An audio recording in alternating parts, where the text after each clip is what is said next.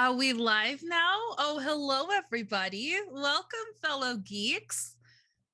This is another episode of Candlekeep Mysteries. Playing with us today, we have an incredible cast, as always. Let's go ahead and introduce them. Tori, will you start us off, please? Of course. I'm Tori. I live here at Level 1 Geek, and I play Shembra Baymora, the Enlightened One. I also play in Tabletop Treasure Hunters, and sometimes I GM one-shots on Wednesdays. That's me. Matt, you're next. The subject of our geek out, geek promotion, geek spotlight. Don't remember the actual phrase for it. But we have Matt from Improv and D&D. Matt, tell us about yourself. Tell us about the content you make and why people should follow you. Well, first off, I want to say huge thank you for the sheer outpouring of love in that geek out. It just really warmed my heart. I loved it so much. As far as the content I make, I just do a lot of stuff that has to do with using improv skills in D&D. So you can find me on YouTube, Twitter, and also tomorrow I'll be playing Pyob in Tabletop Treasure Hunters. I hope I don't die. Me too. That would be really, really sad, considering all Pyob's gone through. That brings us to Ian. Ian, thanks for joining us. It is always such a pleasure having you on the show. Where can people find you? People can find me on Twitter at BudFannin. Of course, find me here every Monday, and once in a while showing up at other parts of the channel. And I probably might be on some other channels coming up. I've heard some people ask me about it, so I'll let you know that when it becomes more obvious. And on Start Playing, but I still haven't been able to schedule new games, so I lied about having a link for you. You know what? Schedules are just hard, so no hard. worries. No worries at all. I guess that leaves me. I am the GM or the DM, however you care to say it. I like TTRPGs, big TTRPG enthusiast. I like to read them, which is different than playing them sometimes. I like to watch them. I like to play in them. I like to run them. I like to write for TTRPGs. If you want this face in one of your games, let me know, because I will check my schedule, because the amount of games that I schedule in a week is not a problem. It's a passion. A passion. Tori's over there giving me hand quotes. Before we dive into our session, some quick call outs. We are using the system and setting of D&D 5th edition by Wizards of the Coast, and we're playing through their module, The Joy of Extra-Dimensional Spaces by Michael Polkinghorn. I hope I said that correctly. This is unsponsored but enthusiastic fan content that we have blended into my own little homebrew plot. If you would like to help me, or the heroes, I guess, you can give destiny points or danger points and other stuff. You can type !engage in the chat to see all of our interactions. I got a major Patreon directly to me for that rap that I did earlier. Thank you all so much. That was a random little creative thing I did today. I made a rap. If you haven't seen my rap, join Discord and you can see it. I think we have a Discord command. Our technician, Katie, who is incredible, the mistress of dark, villainous desires. I don't know. Someone has a cool name for her. I think it's Wombat Fuzz. She runs our tech and is incredible. She also plays on Tabletop Treasure Hunters, which you should check out on Tuesdays. Besides that, I think I'm ready to get started. Let's do a recap, I think. You guys good with that? Anything you want to add before we get going? We are about to die. Yes. That's, I think, the most important part of the recap. That is the most important part. Nonsense. Yeah. Let's just take a quick look at everybody's health. How are y'all doing? Shembra, how much health do you have? Well, if I had to put it in a fraction, I'd say I was feeling about 1/5 of my normal strength. Which is approximately like 2 health. If I were to put it at a rating of like 1 to 10, I'd probably say I'm at a 2. A 2? That's rough. Matt, what about Shu? How is Matt feeling?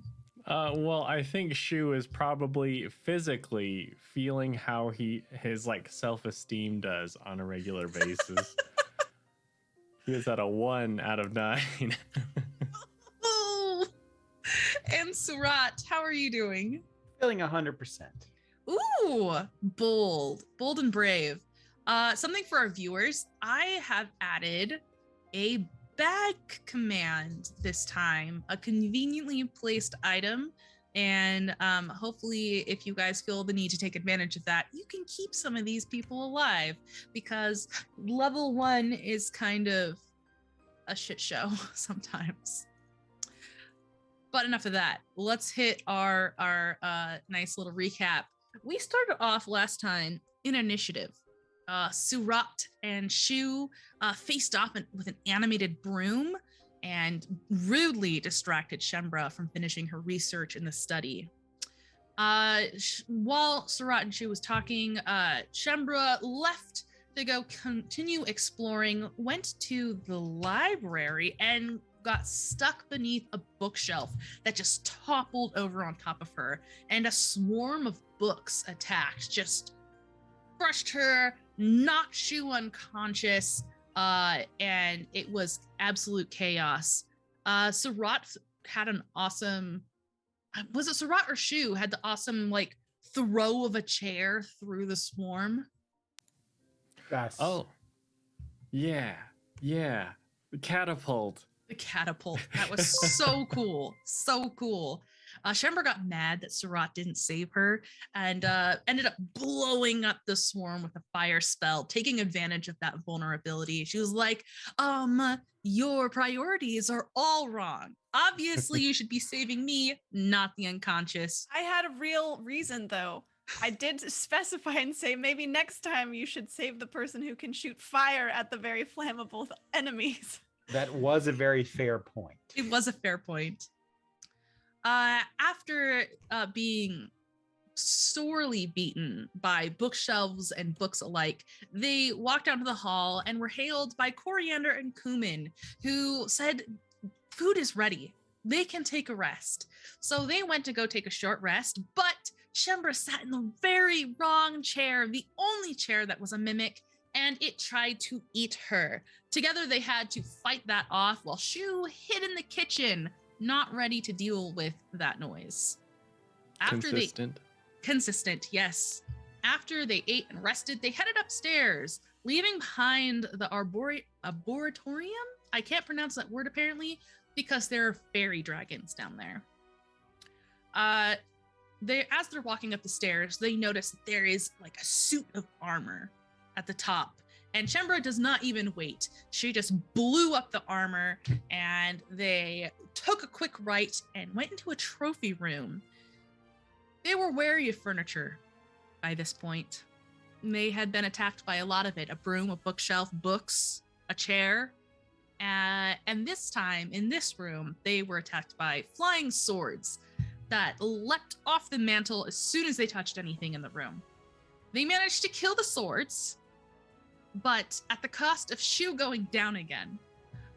Surat had some really fun moves in this fight, like scattering, kicking a whole table, a side table, scattering books all over the floor, and luckily was able to kill these with Shembra standing in the doorway just chucking spells the whole time. Definitely Shembra had a major assistance in that.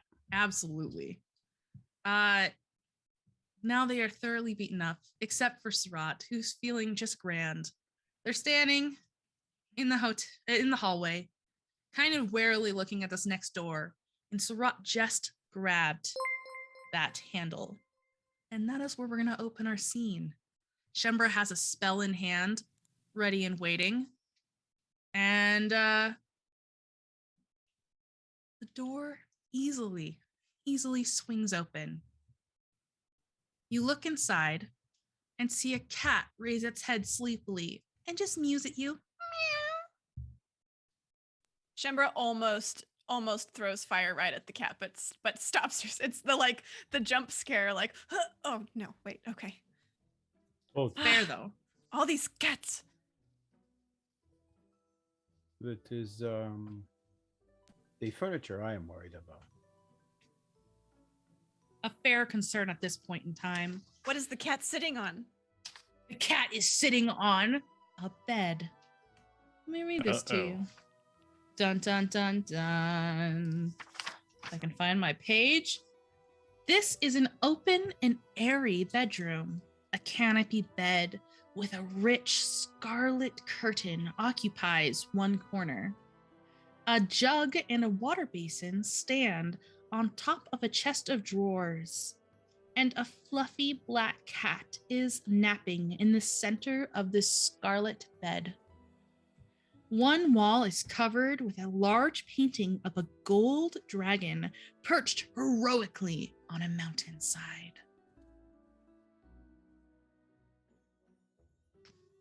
Okay, so recapping, there's a bed, there's some curtains.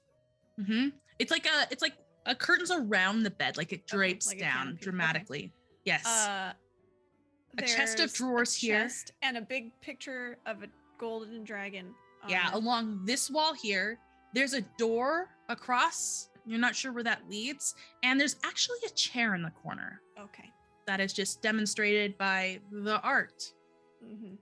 Shembra blasts the chair if the cat is not sitting on it. The chair explodes into a cacophony of splinters. I feel better already. I am not so certain about that bed, though. Where's the cat right now? It's on the bed. As soon as Shemper blows up that chair, it stands up, all harched, its hair all puffed up, and it hisses defensively. Nice kitty. Hello. Does not sound happy.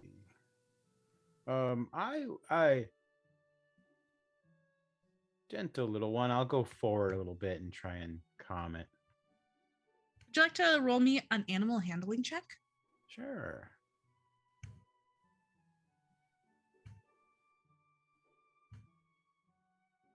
With advantage, right? Because it likes me so much. No. Oh no. Say no. That does not seem happy and does not seem to like me at all. Someone else should deal with the cat. I am not touching a mangy animal such as that Shoop? one. You are She the was most gonna go to the cat. welcoming of us. Hey, do you want to Kitty? place yourself where you're at on the map? That question concerns me greatly. I'll probably end up here as I step forward to try and Mm-hmm. speak to the cat. I am staying right by the door. I have conjured another. I've produced flame again, and I'm just holding it in my hand. Okay, She's as you gonna step trust the there, cat. nothing happens. The cat's eyes turn to you. They're bright green, and the slits are so narrow right now, obviously distressed. Can Shu reach out a hand and like just kind of slowly move it? I'd say maybe till it's about 6 inches away from the cat's head, but then stop there to see what the cat does. Roll me an animal handling.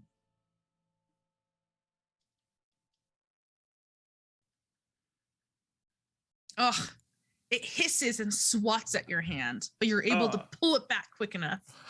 I This is thought a I was most gonna die to a unpleasant cat. animal. We do have hero points, in case. Just letting you people know. I don't know if this is the crucial moment where those Yes, come into this- play, but This totally is. I'm gonna use a hero point to handle cat. to handle cat. Oh no. Oh no. All right, That's you have a plus. That was a 5. Yeah. Okay, yeah, no, I'm sorry. this cat is going to turn and it scrambles up the post of the bed and climbs up on top of the canopy and it's just hunched and hissing at you all. It seems harmless enough. As long as it I will does not watch get the in the cat. way. You check the bureau. Oh, all right. Are there books anywhere, Em, that we can see? Oh, what an excellent question. Yes. So there is this dresser right here, this chest of drawers. And there's some books that are on the top. You have no idea what's inside of the drawers themselves, but you could look through the books that are like laying in a stack. I've learned last time. Shu, check those books, the spines. Do not touch them unless you see the letters. Oh, all right. Do I see the letters? Yeah, towards the bottom of one of the stacks, you see a book clearly marked with the letter E. I see an E, Shembra. It is there at the bottom. Yes. Do you want it? Well, obviously we need it. She will go But- pull it out. She'll just like put her hand around. You successfully get the book E. And she will very I think of it kind of like a dog that got a stick and run back to Shembra with it. Speaking of dog, there's mine. Boomer! Boomer's like, such an "I can attention play slut." fetch." She is. She really She is. wants to be on the stream so bad. She does. Really bad. Maybe someday. All right. Shembra, seeing that she was not dead and nothing in the room has come to life, slowly takes it and examines it. She'll jot down the letter, but is there anything else about this book that is interesting? It is blue. Have the other books been a certain color up till this point? You can actually see exactly what the books look like over onto the side where it says right. upper level. The another one is blue, though a little bit paler, and then the one with the R and the one with the I is green. All of them have some sort of gold coloring on the spine as well. Okay. Well, it seems so far that all these books have gold on them. Quite appropriate, given the person who owned this house and how talented and highly regarded she was. Anyway, perhaps we should keep our eyes out for books with gold inlaid. In addition to the letters, of course. All right. Do you want to check through this door?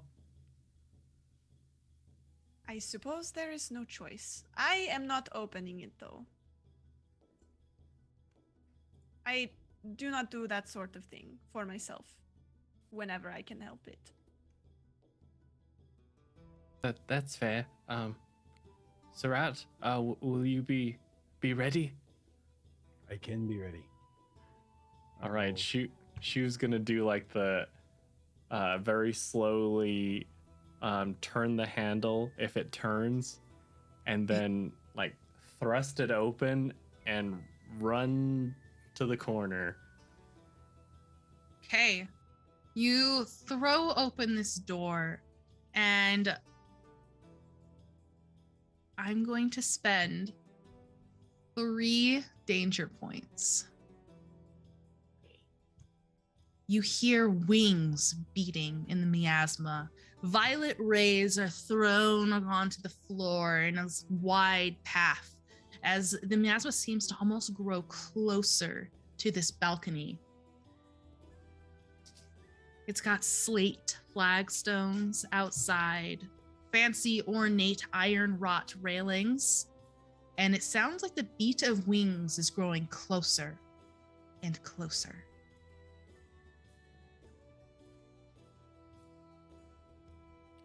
But it's surrounded by the mist like everything else. Mm-hmm. Does everyone else hear that? Do we? Yeah. Okay. I will move to the door to try and see what it is or pinpoint where it's coming from. Yeah, it looks like you can just see a shadow moving in the miasma, and there is a sharp beat, and it seems to be moving towards you at an increasingly rapid pace. It is coming this way. Should we? Perhaps we should leave this room. The only things we have met so far have been dangerous or annoying. I will close the doors. Okay. Are the doors glass? Do they have any glass at all? No, this is a solid ironwood door. Could I attempt maybe? Well, I guess I'll ask you. Tori wonders if maybe this sounded like dragon wings, given the portrait in this room. So, could Shembra maybe attempt like an Arcana check or something? Absolutely. Like, does that sound like a dragon flying? Mm-hmm. All right. This is not what she's. Oh, she's actually not bad at this. Wow, she's really not bad right now. She got a 21. It does sound like dragon wings. It has like that particular like leathery snap with every like down Okay. rush of the wings. Do I know anything about gold dragons with that roll? As far as their like natures and dispositions and Yeah, you what could they're know known something for? about gold dragons. because that's what was in the portrait, right? That is what was in the Okay. portrait. You don't know if that means necessarily that's the type of dragon that's there. All right, gold dragons. Let me make sure I'm not leading you all astray with my description here. There's very common for gold dragons to be good. They can have like a relentless fury towards somebody who is their enemy. But it's generally about like slaying villains, bringing people like that to justice. Sometimes they will even hire adventurers to do jobs for them. As Surat is closing the doors, Shembra puts her hand up. In fact, I do not know if you possess this sort of knowledge, but this is in fact a gold dragon here in this portrait. And those wing flaps, they did sound like those of a dragon. So you want me to keep it open then? Well, there is a chance that this could be a powerful gold dragon here to give us a gift or to recognize our bravery so far. Or maybe the dragon has a book. I do not wish to make this entourage a democracy, but at this time, I will ask for your opinions. Can I ask where the portrait is? Yes, absolutely. The portrait is along this wall. Okay, can I grab it? Yeah. It's a huge portrait. Okay. You have to have like your arms stretched to the very maximum to like lift it off the wall. Okay. I'd like to like pull it off and then turn it so that the subject is facing outward, and have it as kind of like almost like a shield / offering if we leave the door open. Okay, I'm here for this. All right, I will open the doors again and move to the side.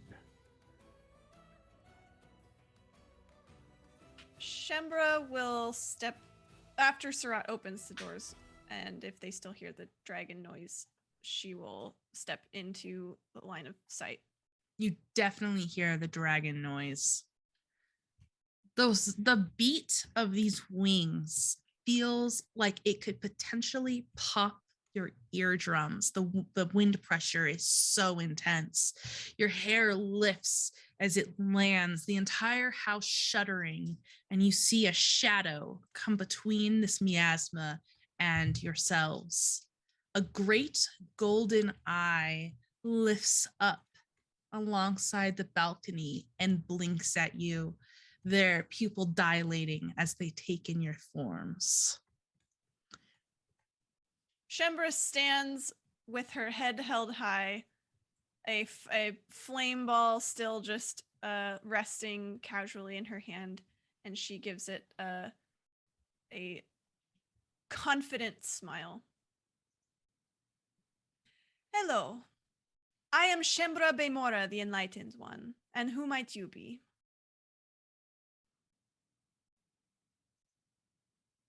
My name is Kirgog, the Just, and you are not Fistandria. What are you doing in her home, little one? I am clearly not Fistandria, for I have introduced myself as another. You may not have heard of me yet, but Do you will not remember get this name. sassy with me. I have asked you a question. We are here trying to get out. Trying to get out.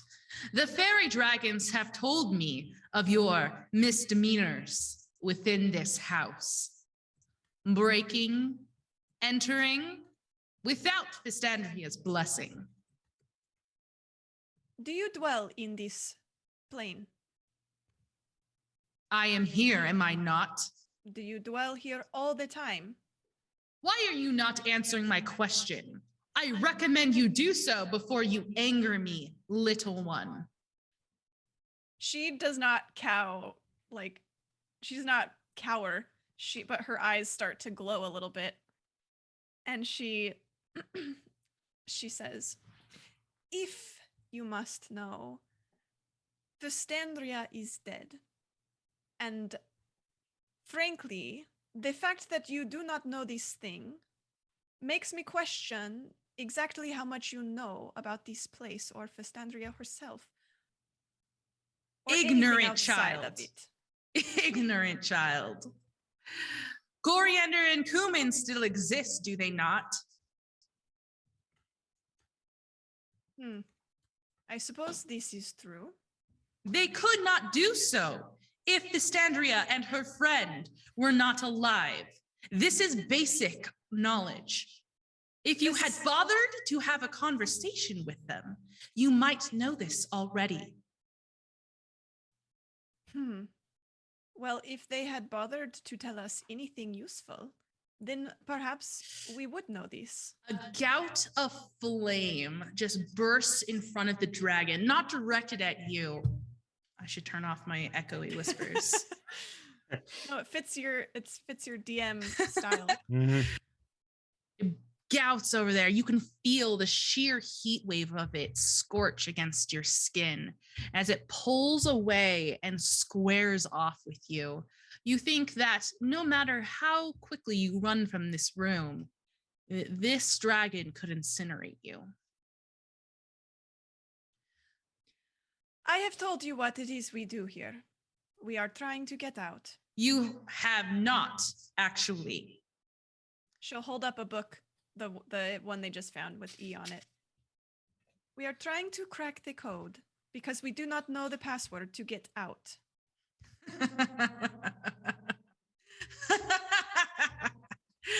You can try to solve Fistandria's code.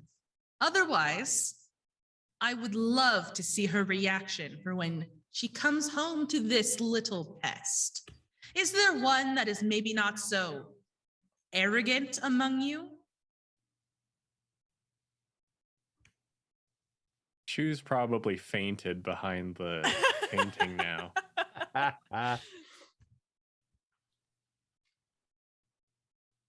I will speak to you, dragon.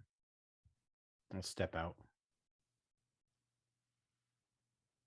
I do not know what information Surat will give you that I have not already, but by all means, question him. Question them. I do as I wish. I do not need your permission. Hello, Surat. Hello, dragon. It Tell is me, do you an honor mean... to meet you. Thank you. You're right, it is an honor. Tell me, do you mean Vistandria harm? We do not mean. Why is it that you break her things? Her things attack us. I think there may be confusion between our purpose here and what the things think our purpose is. We are just trying to help the people of Candlekeep and of Shu's hometown. Ah, of Candlekeep. They have a draconic protector there, as I'm sure you know. I do not, I believe. I believe that you are correct, and I trust your knowledge over mine. Well, you truly know how to speak with dragons, Surat. I have a good friend in the Requiem of the Voices who has taught me how to speak to those who deserve an honor. The dragon leans forward for a moment, her snout not fitting beneath this balcony that has an overhang. And she takes a deep breath. Your clothes ripple as this whole wind just sucks past you. You three have interesting destinies. I will watch you with great interest. Each of you may present me an item, so I might scry you when I wish.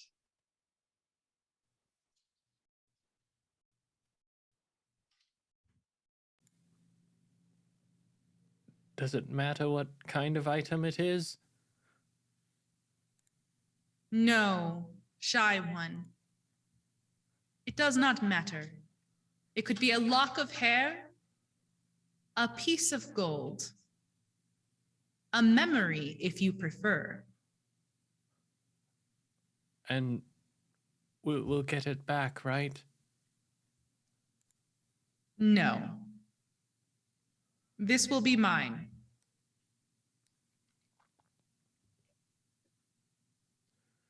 A memory, you say?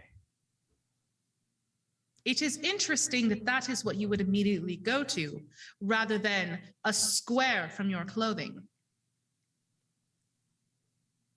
My clothing shows my bond to the Requiem. I do not wish to take that away. It is something important to me. But not all memories are.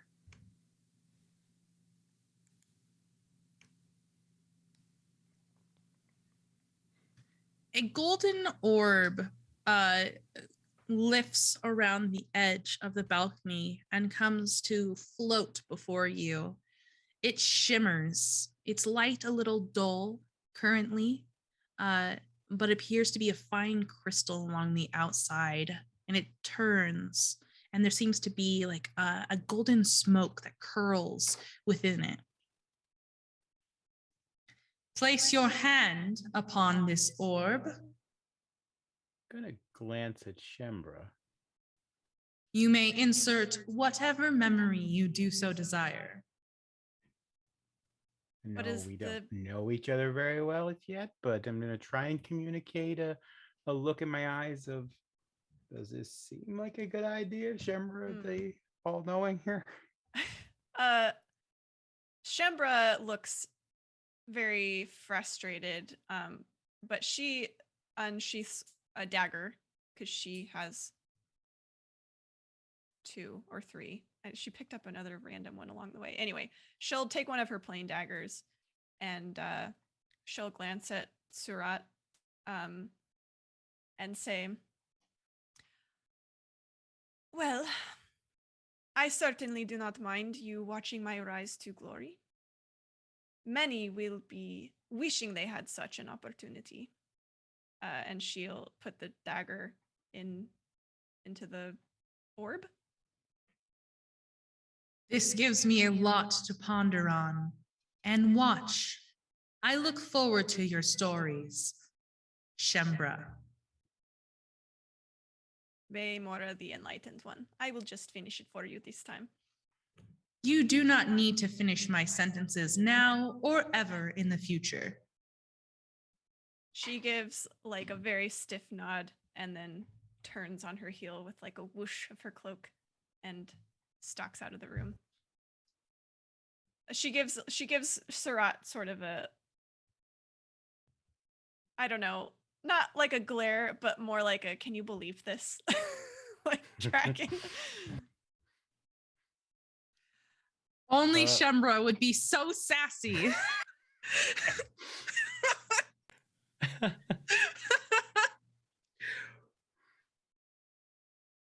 Surat will lean forward and place his hand on the orb.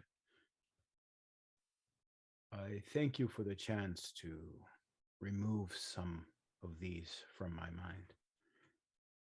It is, it lightens my load.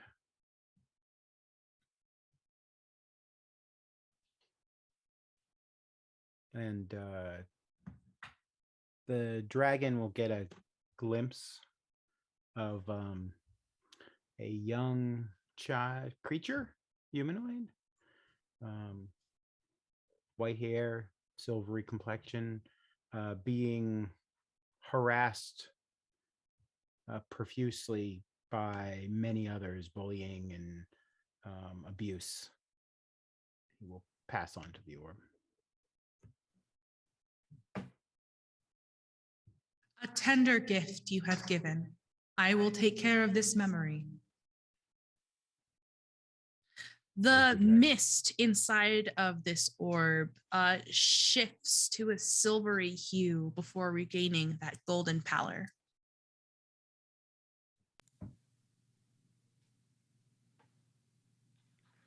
At this point, Shu is he's holding 3 gears, small gears that he would normally place into his pocket watch to activate it, just to complete the puzzle so that he can use it. And he's just debating back and forth between 2 of them. One is a shiny gold one, and the other one is a more tarnished, rusty, I'd say bronze-ish one. And as he steps forward, his hands are kind of shaking a little bit until he thinks back on what each of them mean to him. And he moves forward and he puts the more tarnished one, this one, into the orb. And he just kind of whispers and says, I won't need this to remember, because I'll hear her voice again.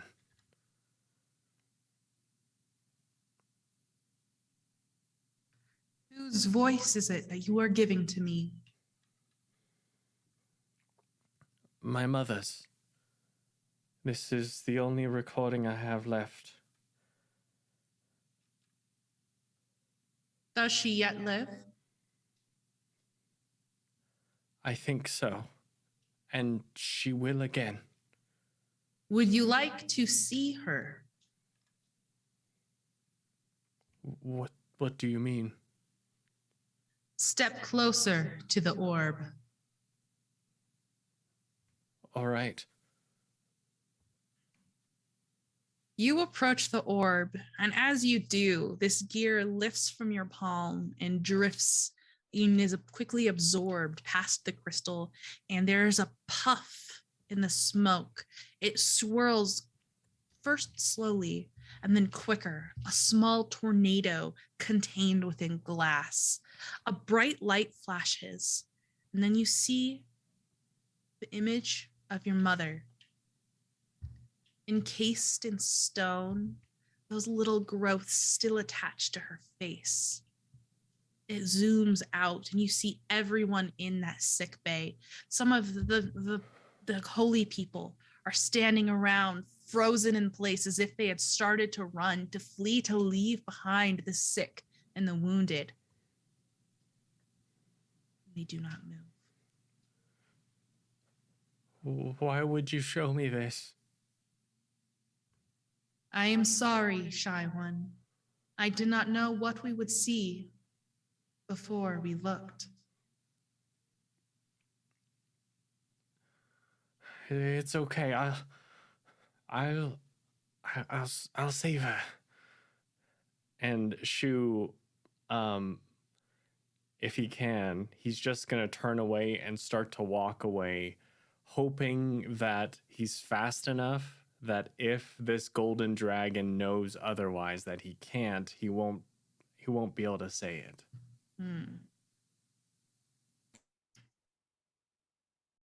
The dragon's eye, let me swap.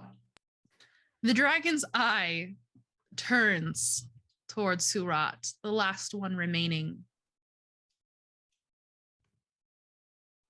Before you leave, close the door.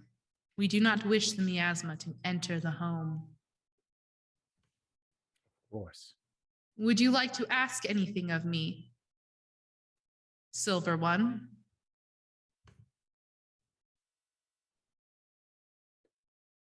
I have heard a voice. Do you know who this voice would be? It is your guide. I cannot ascertain more. Do they mean ill?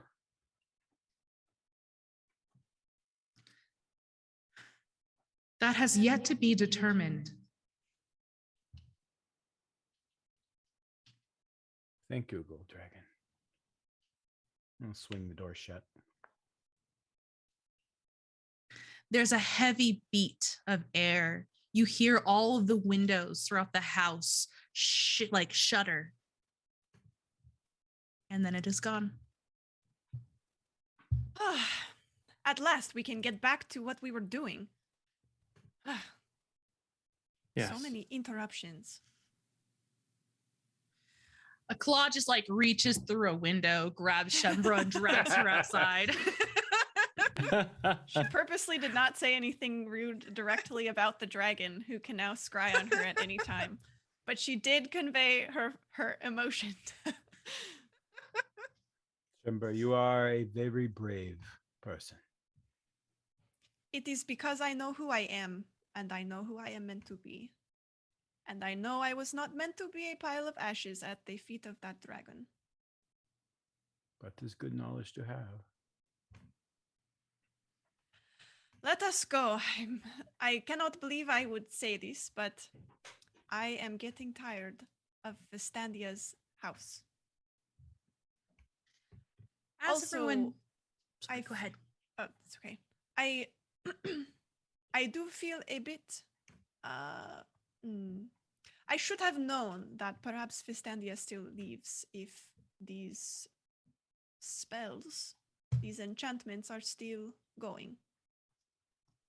How would you have known this thing? Well,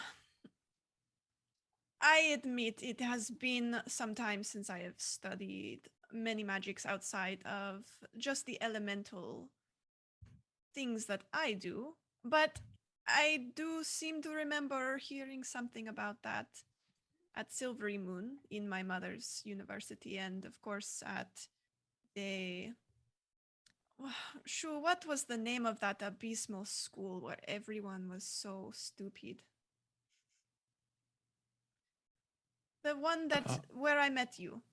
Oh, are you talking about Frick? Yes, that is the one. That horrid place. I fell asleep in most of my magic classes, but I do seem to remember something about that.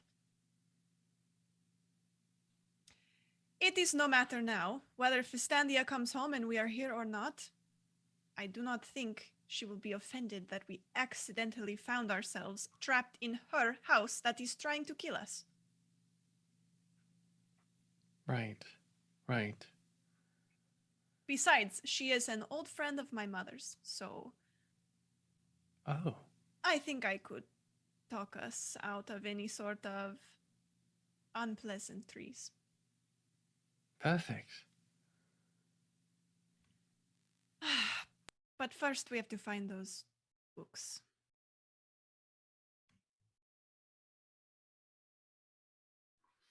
Surat, why don't you open the next door? We go to the other side of this level. That I will. Is it locked or? Let me look at the map. Which one are you trying to go into? Okay, the one right there. M11. M11. Let's find out if that's locked. It is not locked. Most of this room is taken up by long wooden tables that are covered with glass vessels and books. Cabinets with glass doors line the walls, and they contain all manner of specimens. Just below the ceiling, in the middle of the room, colorful globes circle each other in an intricate dance. The far wall is almost completely covered by a map of the night sky, with a golden sunburst in the center above a closed door.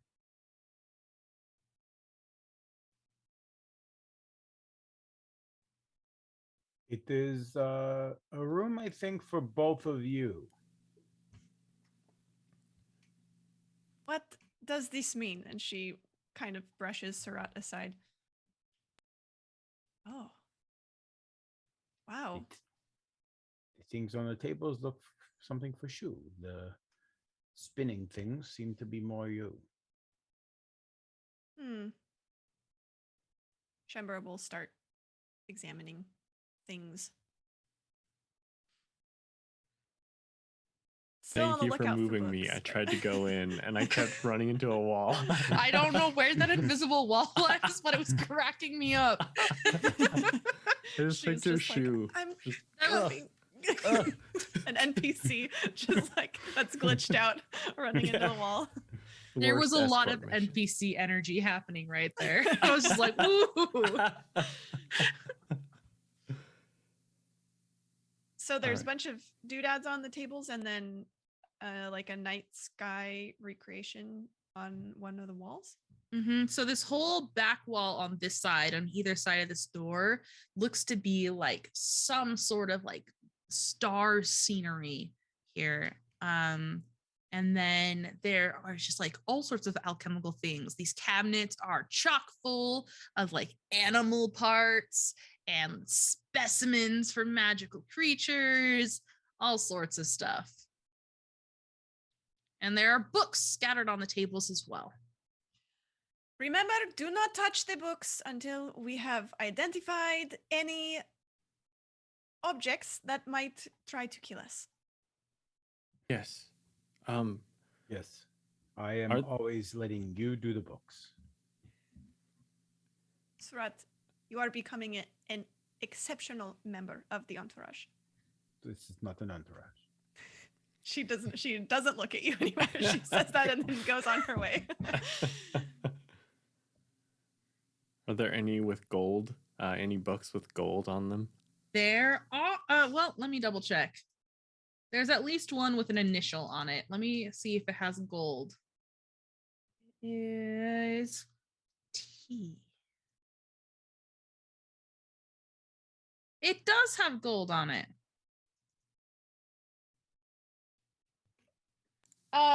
Production, could we get a quick look at all of the books they have found so far? Over on the side underneath upper level.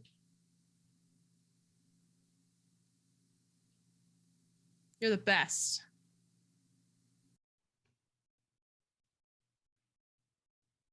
T-E-R-I. Oh, it spells Terry. Yeah, that's exactly what it is. That's her real name. You tired. solved it. Yeah, we're getting closer, right?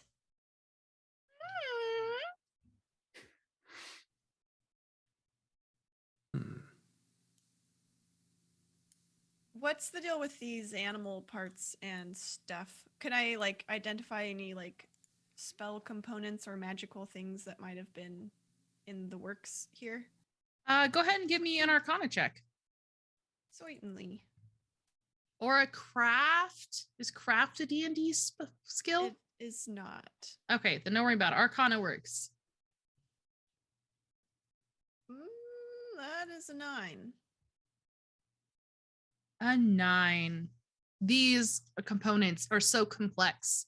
You have no real concept of how these would even be used.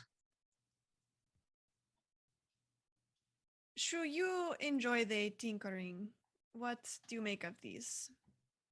Well, I don't tinker with animal parts. Is there a side of the table where there aren't animal parts where he could focus on? I feel like that would be beyond his realm of study. There are also rocks and minerals and Perfect. bones. Oh. He's gonna avoid the animal parts and the bones and focus on the rocks and minerals. Fair enough. Okay, is that an Arcana? Yeah.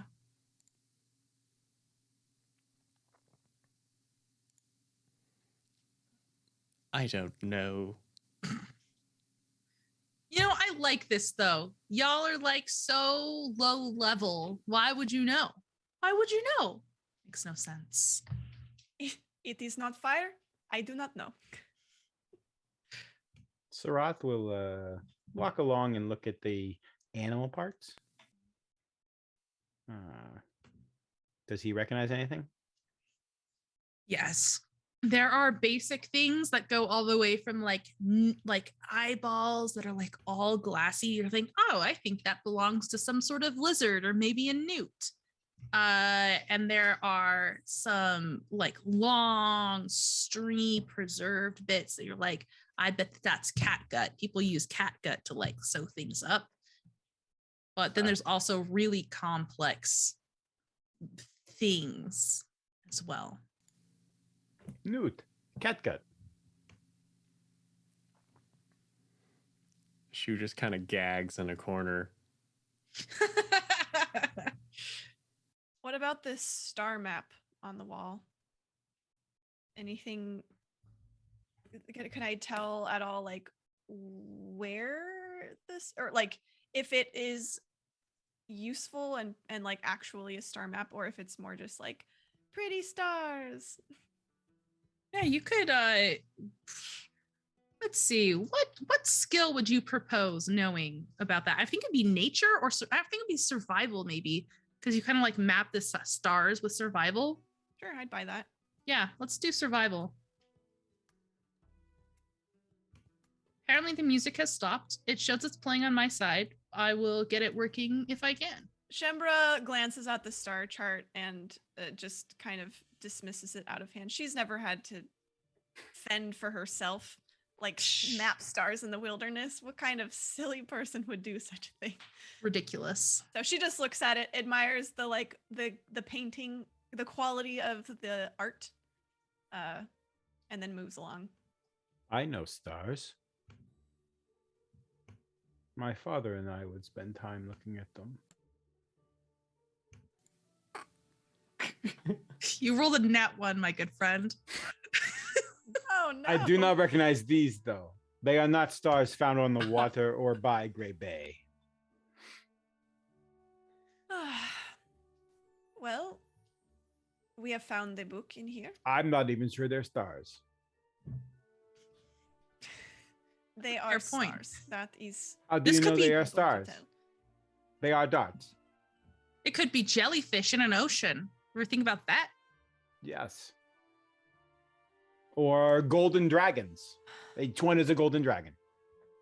I am sure that is what they are. Let us hope that is not the case. I have met one golden dragon today already, and I do not feel the need to interact with more.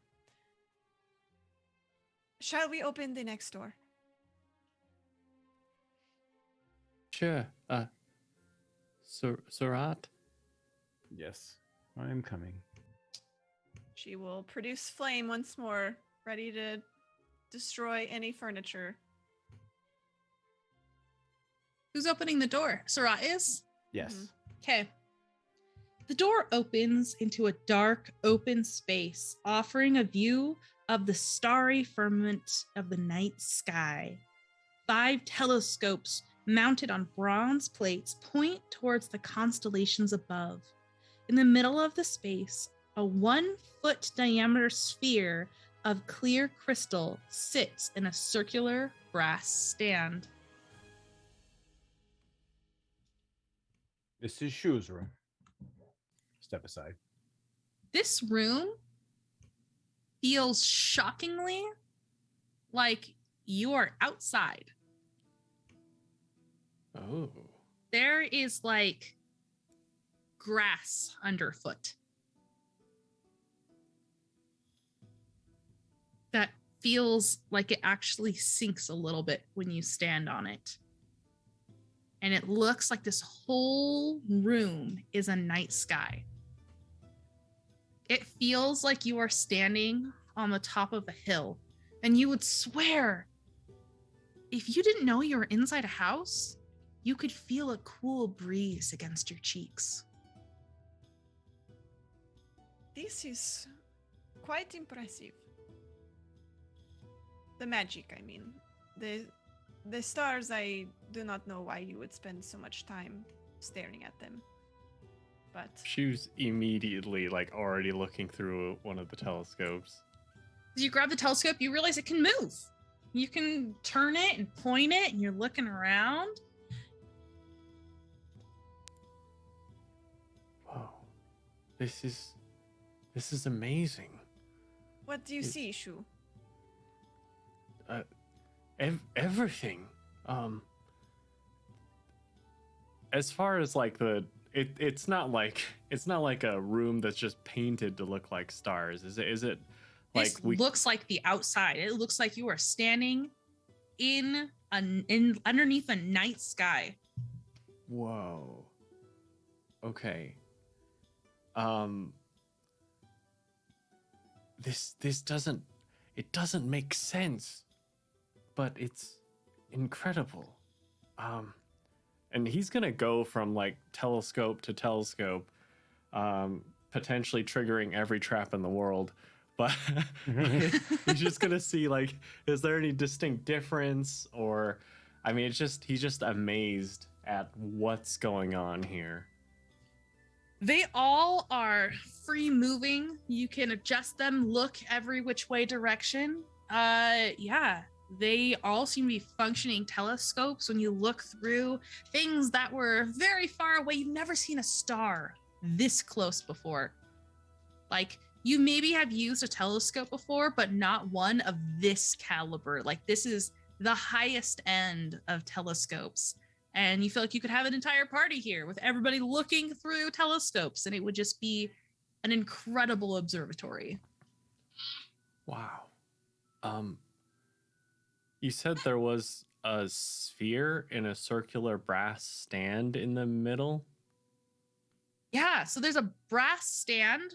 It rises up tall. It almost looks like the sphere, the stand that you saw in Candlekeep when you went to go summon your good gnome friend, whose name is escaping me at this moment.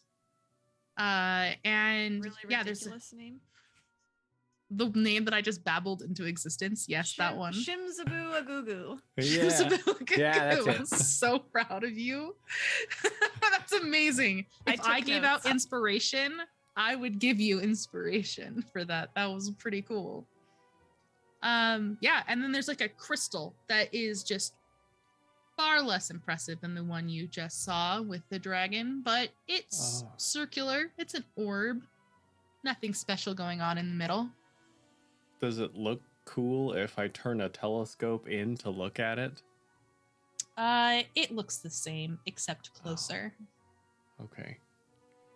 I think this would probably be a moment where after he's taken in the night sky and he goes and turns it towards that center sphere, he'll turn it over to like Surat and also to Shembra before he realizes like how much he's goofing off, and he just kind of pretends he wasn't looking through it at all at his friends.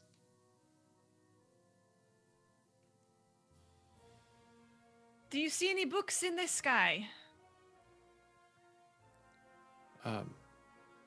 No, it's just amazing. Do you know anything about this centerpiece here? This sphere? I've seen it before in Candlekeep, but Could I make a check, Em? Yeah. What check would you like to roll? I was thinking Arcana mostly. I think that's just if accurate. there's, yeah, anything magic-y about this.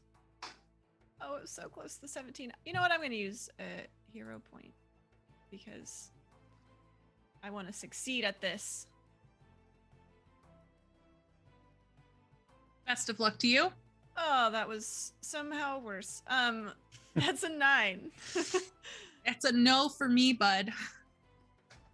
I don't have, like, I don't think it's magical, or I just don't know what. You don't know. You don't know anything about it. You would have to do a detect magic to know if this was actually magical. Well, we have already established that Shembra does not do that. Perhaps the homunculi might know if you are so curious. yes. And Shu will run downstairs to grab the homunculi. While he does that, Surat is going to stand in the doorway, and he's looking at all the animals and stuff, and go over to one of the glass jars with the newts in it, Mm-hmm. and pick them up and look at them, and remember times with his father where they would catch the newts because they could take them and use them to they boil them down and create a dye that they would dye their pottery with. Mm. He remembers working with his hands with his father on the pottery back in Gray Bay. And he'll actually, how big is the jar? It is like the size of a gallon of milk.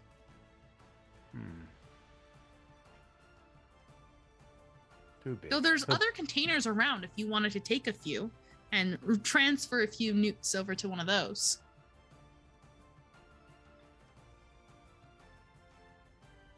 No, he'll put it away, sadly. That time has passed me. Mm-hmm. You know what? I think this is a great time. I believe that someone redeemed a character fact about Surat. You want to tell us about something while you're over here by yourself with this gallon of newts? Mm-hmm. Surat's parents, Sevgi and Nimet, who he grew up with, the potter and the potter's wife, whose father was a sailor in Gray Bay. He considers them his parents, but they are not his true biological parents. He does not know who they are. But he knows that the two of them love him deeply, and he feels that they are his parents. He has a little inkling of wanting to know who the real parents are, but it's not anything that drives him forward in any way. Mm. And he finds that time, he knows why he had to leave, but he finds that that time that he had with them is the most wonderful in his life. He's proud of what he does now, but the time he lived with them and pottered with them is where he grew up and became a person who was cared for. That is a beautiful, beautiful character fact. Shu and Shembra, what are you two doing now? You have thoroughly explored this planetarium, for Did lack she of a better ever- word. Did he find the homunculi? Oh, sorry. Yes. You went downstairs and you see that Kumin is just comforting a sobbing Coriander. Hello. Is everything okay? Why is she so mean? I don't understand why she's so mean to us. Oh, well, that's just kind of how she is, but you'll get used to it. I won't. I refuse. You really shouldn't be around her anymore, Shu. You're really nice, and she's kind of a bully. She made her cry. Oh, I'm sorry. I know Shambra can be a bit much at times, but I can assure you that she's really a good person. She protected me. Did it have some sort of benefit to her to protect you? No, none at all. There was no foreseeable benefit or pro to her. Well, not that you can see. What do you want, Shu? Did she send you down here? No, I came down here because I want your help. We got into the room with the telescopes, and we were wondering if there was anything special about that sphere inside. It's quite an amazing room. I'm curious. It feels like it doesn't fit in with the majesty of the stars surrounding it. Well, first off, it's an illusion. We don't Oh. really have to go in there because there's no point in cleaning a room that nobody ever sees. Oh. Yeah, we don't really go in there a lot. But I don't know. It's a magical illusion, and we don't know much else beyond that. All right. Well, I appreciate it anyway. Thank you. And please, I'm sorry. Look, you know what? I'll go back upstairs. And if you need anything, we'll be up there. Did you look for anything else? Like any books that had anything to do with stars? Or did you see anything about stars? We didn't look for a book about stars. All right, thank you. That's perfect. And she was gonna run away, back upstairs. Perfect. Look for a book about stars. They told you to look for a book about stars? Yes, they say that they never go in here because it's all an illusion, and they never have to clean in here because no one comes in here.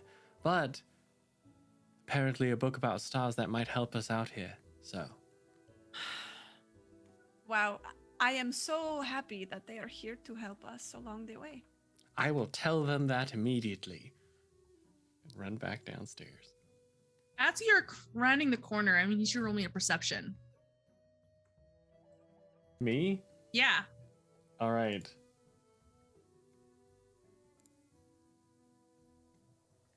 That is an 8. Okay.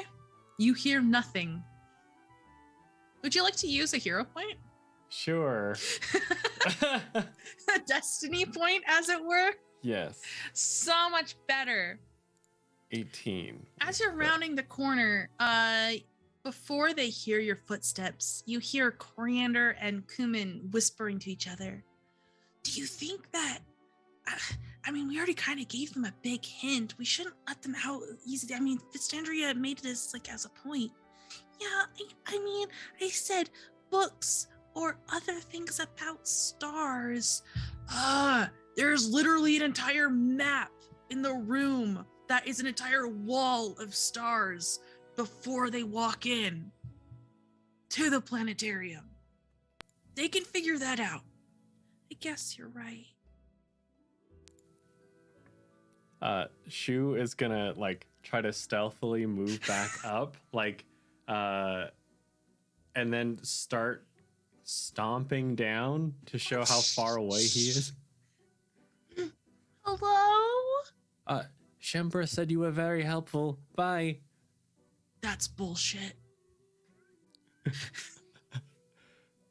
And then she was gonna run back up and frantically say, "The map, the map and the room. We should." That's what they said. Shembra's already looking at that wall. And she turns around and looks at Shu just with the like, yes, I understand. Shivra's the best and the worst. Mhm. So Shembra did decide to look at the wall when she was like, well, weird puzzly thing in a star room. There's a star wall, but I don't know if she has gleaned anything from it at this point. Let me tell you about this star wall a little more Sure. now that you're investigating it. Most of the stars on this map are represented by mere dots or small circles, but there are actually 5 that stand out. And you notice that above the door is that same like glowing like sun, almost some sort of spherical bright light above the door. I think I understand what is going on here, and it is okay that you did not gather this immediately. It does take some deep thought and an advanced intellect to Yes, solve and this. help. Well, perhaps. But more importantly, I think that what we need to do is, you see these 5 here, these 5 that stand out.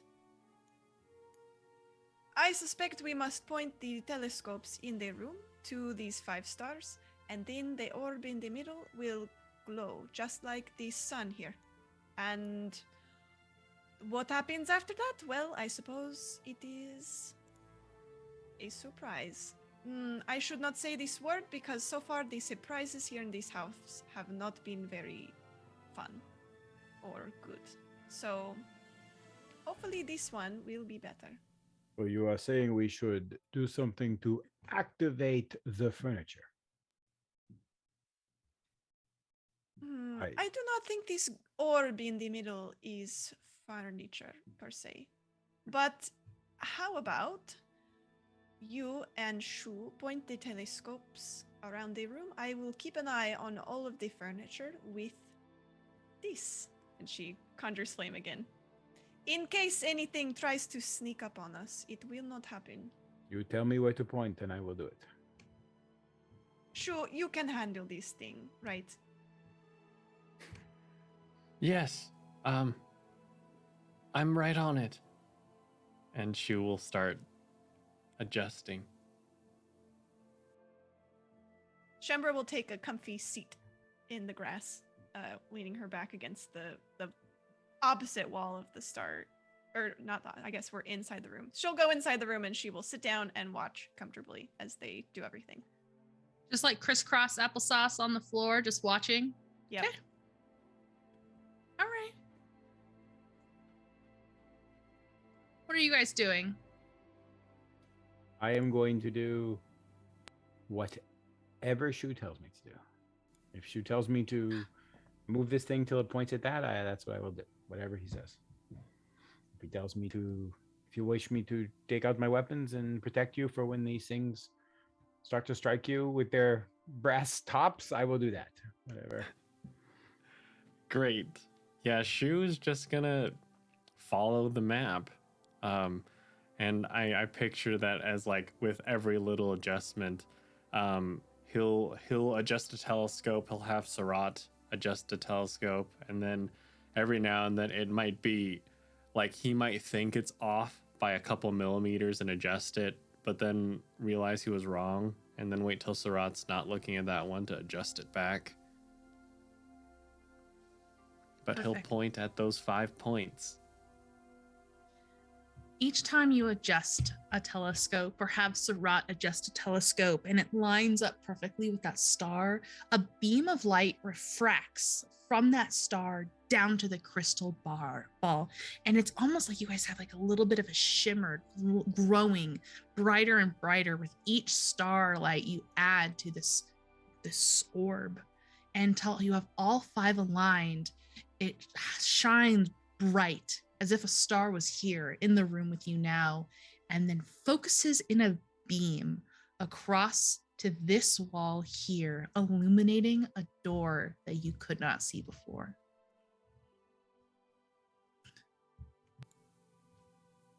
Shu is going to call out and say, cumin, coriander, thank you, it worked.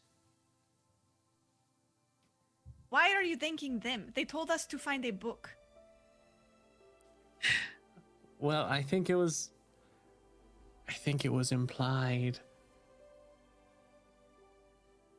Shember gets up and marches over to him. Stop thanking people for things that you can do. Oh, okay. Thank I you. need my entourage to have pride in itself. You do not thank these small, tiny, annoying creatures for something that I did and you helped with substantially. This was our thing that we did, not with them. All right, Shembra. Own that. And she points hard in his chest. Does that do damage to me? No, it's just come on, man, like a soft punch that is not meant to hurt, but is meant to drive the point home.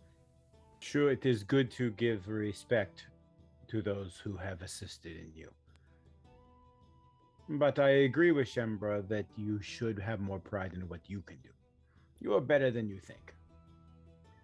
And those homunculi did not help us at all with this room. I did not think to ask them for assistance. Shembra did not think to ask them for assistance. I did. I was the one who told Shu to go ask them. All of That's not how I remember. Do you all have short-term memory loss? What is going on here? You are just practically throwing credit at these 2 useless cooks downstairs. They did cook very well. Before the dining room tried to murder us. That is true, but that is not their fault. Anyway, let us open the door that we have unlocked on our own. All right. Who approaches the door? I think I Surratt's been the default so far. Did we get those 2 health potions? I'm about to describe it. Great. As you approach the door, Surratt, you kind of reach the end of that illusion for the first time, and your foot connects with a couple of bottles that roll as soon as your foot makes connection with them. What do I recognize what these would be at all? These look very clearly like common potions of healing. 2 of them. Oh. I will pick them up and pass 1 to Shembra and 1 to Shu. These will assist us if things do not go as we had hoped. You see, we are destined to do this. The house itself is somehow looking out for us, even as it challenges us. She will down the potion. It's just a D8, right? It's 2d4 plus 2. That's right. 2d4 plus 2. Yes, You Shu, will are you also drinking down yours as his. well? Yeah. Okay, perfect. As you guys down your potions and ready to walk through this door, we are going to go to our break. Hello, fellow geeks. Thank you so much for being patient with us. I had to take a little bit of an extra long break. My daughter's hands are all chapped from school, how much hand washing they do. So I had to do a little medicine check and see if we can get those hydrated. But we are at the exciting point in our story where they have solved the planetary puzzle and they're about to enter a secret room that was just illuminated by a crystal ball. Since it So- is secret, the Surratt is about to open it. Realize there's the training we get. I'm not very good at it, but might take a look. I'm gonna check it for any kind of traps. Ooh, smart. Go ahead and roll me a perception.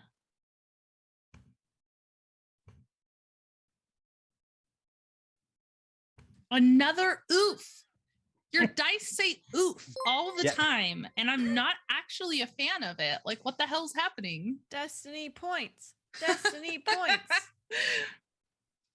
I said I wasn't very good at it. I will spend 1 destiny point and re-roll that.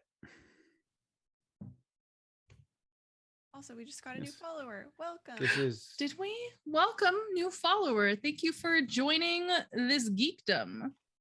We do lots of TTRPGs and generally goof off. we just as Surratt's about to turn the handle, he thinks again about his training and remembers he's supposed to check the hinges and all around, and so he pauses for a moment.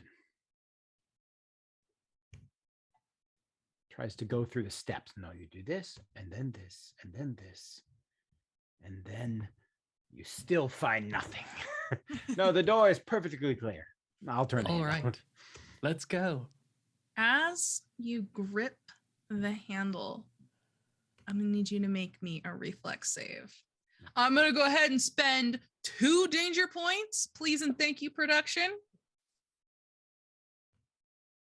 So now we will forever be haunted by the question, Ian, of if traps did actually exist on that door, or if you just put the idea into M's head It's to true. put traps on the door. We will never know. Oh, my Oh, God. Surratt, what's happening, buddy? You doing okay? Do we need to Yeah. take a powwow for a minute and just like address this moment? How you doing, Surratt? You okay? I feel like you're not as sharp as you normally are. There's like a lot of crit failures. There's a lot of there's so many books here. there's so many books. Just want to get where there's focus and people to take care of. There's just too much intellectual going on in this building. It's throwing me off. Surratt's like M stabby, M rogue, no book. Okay. Well, this is would you like to spend? Oh no, are you out of destiny? You have 2 I destiny am points not. left. I will spend Okay. 1 more destiny point. Let's give this one more try.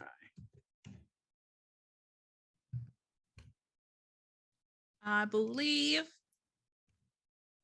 This one's gonna be it. Gotta beat a 9. that was a 2. You Oh. rolled a 2. It's actually worse. What It's the destiny. hell is happening? You were meant to fail this roll. I was. Okay. Turn it. And the door starts to do something. And Yeah, there is an obviously I'm surprised. electrical discharge as you grab the doorknob, and you are going to take a D3 of damage. Oh, my 1 damage. 1 damage. That's okay.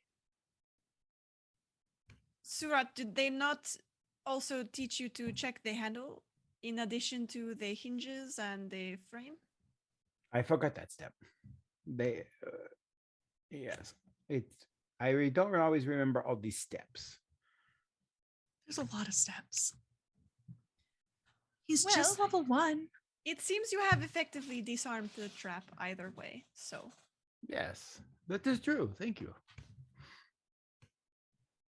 Would you like to Shall continue we to go? open the door? Yes. This room is bare, except for a bookshelf covered in Oh. chains against one wall, More a books. plain wooden bench, and a reading desk built into the shelves. A book with a bust of a mage on its cover sits on the desk. Is it a mage that I recognize? You'd have to get closer to find out. Okay, we're just like peeking through the doorway right now. Mm-hmm. So there's a chained up bookshelf. Does it have books on it? The books. So this is a bookshelf. The bookshelf itself is not necessarily super chained, but there's books that are chained to the bookshelf. Okay. And then there's one on the bench. No, there's a bench and a desk. There's a bench and a desk. Let me see if I have a picture of this. Oh, that means it's important. If there be art for it, then There do be art. This book has like not as much art as I'm used to in a campaign, but there is art of this. It looks very cool. If these books are changed, they are my favorite. There is not. Okay, this is probably gonna be terrible. Okay. Ooh. I can sort of see. Yeah. I found the perfect. So like chained as in like more like I get the idea that if you wouldn't be able to like check it out and like leave with it. Is that yeah, no. sort of? Yeah, it's okay. the books are literally, it's like the spine itself. Think kind of like Doctor Strange in the first movie where there was like the forbidden library and a bunch of books were like chained up. Yeah. But they're Does it- chained from spine to the thing. So you can take them out and put them on the desk. Yes. But They're they not, cannot like, go chained further into from it. the desk. Yes. Understood. And then there's the book that is sitting. So the desk is like part of this shelf and it comes down and then, yeah, the book's sitting on top. Did I say the book is part of the shelf? I meant the No, desk. you said the desk. Yeah. you Okay, said the thank desk. goodness. It's like, am I even making sense anymore? Should I be in front of people? Shemra will step to just glance at the picture of the mage Mm-hmm. to see if it's Festandia or like someone else that she recognizes immediately. Let me double check. So this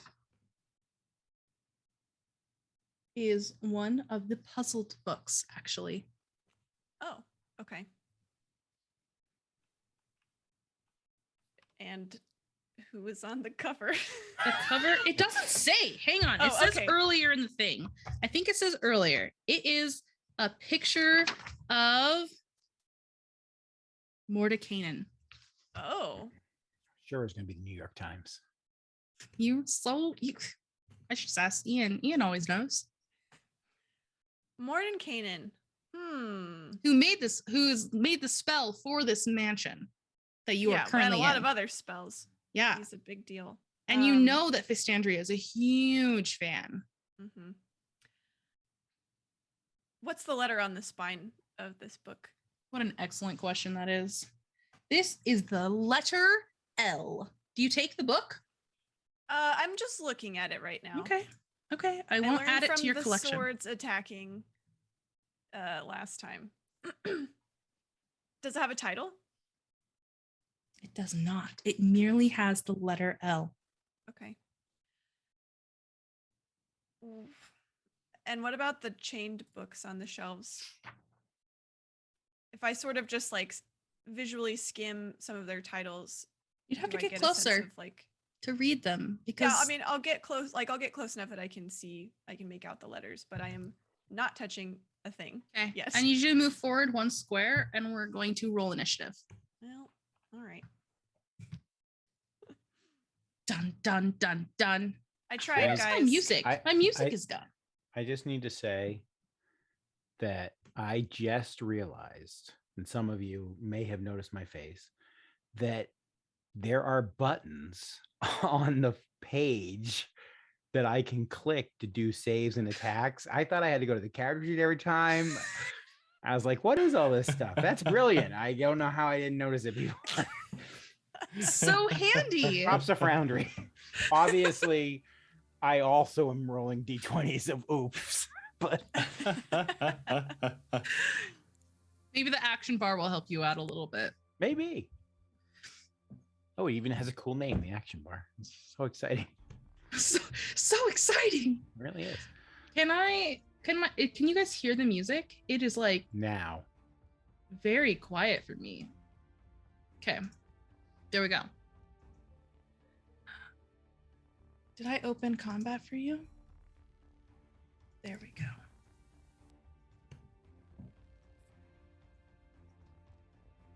So Rot, you finally rolled something meaningful. That's right.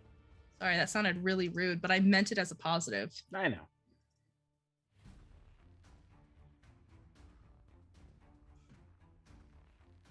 This is kind of unfortunately shaped, but here we are. Wow, that is a large shelf. It's a lord shelf. It's supposed to be all along the back, but it's hard to get a token that spreads long ways instead of square ways. Okay. Is everyone rolled initiative? The shelf has The shelf has not. Where are you, shelf? Get in here. Join the party. Oh! It's fast. Okay. I love I've its got my- title. Animated Chain Library. I know. It's pretty factual, huh? Yeah. Let me see if I promise I'm not just now making this decision because of combat, but I just haven't had a chance to bring it up yet. I did get a blessing, and I'll work it in. We'll say in the last room there was a book called Invigorating Chant, and while Shu was running back and forth with the homunculi, Shembra skimmed through that book, and her constitution is up by 2. Ooh, that's a really helpful one for sure. Okay. It is Surat. Surat is up first. Now, as Shembra just carefully steps forward with the intent of reading the spines of this book, you notice a ripple across the wood. The chains shudder and your instincts flare. Watch out! You hear the quiet whisper almost in the back of your mind, and you can act first. And Shembra, did you sit down? Or you just stepped No, forward? I just stepped and looked. Okay. So I am going to move forward quickly and push Shembra back and put myself between Shembra and the bookshelf. And the bookshelf is not moving yet, correct? I can just It see is that not moving ripple. yet. So I am going to hold my action to see what it does exactly. Perfect. Do you want to move Shembra, or Shembra, do you want to move yourself to wherever you were moved to? I'm assuming you were moved to here. Is that right? Yeah. I'll just Okay. slide it back. Perfect. Perfect. And I will try to put this guy back. Boom. All right, you're holding your action. That makes it the library's turn. This thing is so big. So it's going to lash out first at Surat, who is now closer, and then at Shembra. And so I'm going to try and strike it. How does it lash out? It actually attacks with the books. The books Effective. fling off, strike, and then retract in like a boomerang on a chain. I guess that just is a yo-yo, like a yo-yo. So You know those stupid ping pong paddle toys with the ball attached? Yes. Yeah. Yeah. So when it comes flying out, I'm going to try and strike one with my sword. And would each tentacle book count as separate things, or can I take my second attack as well? You can take your second attack as well. On different ones. So I'm gonna strike the one coming at me with my rapier, and then I'll use the short. Actually, I'm going to try and for right now I'll just use my short sword to strike the other one as well. So rapier. 17. A 17 is a hit. This is where Surratt really shines.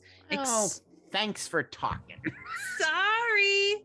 And did 4. Do you have sneak attack yet, or is that not Oh, yet? I do actually. Yeah, This is- thank you. We're in the sneak attack position. Yes, we are. Ooh, So 9. 9 total. And then I will strike with my short sword as well.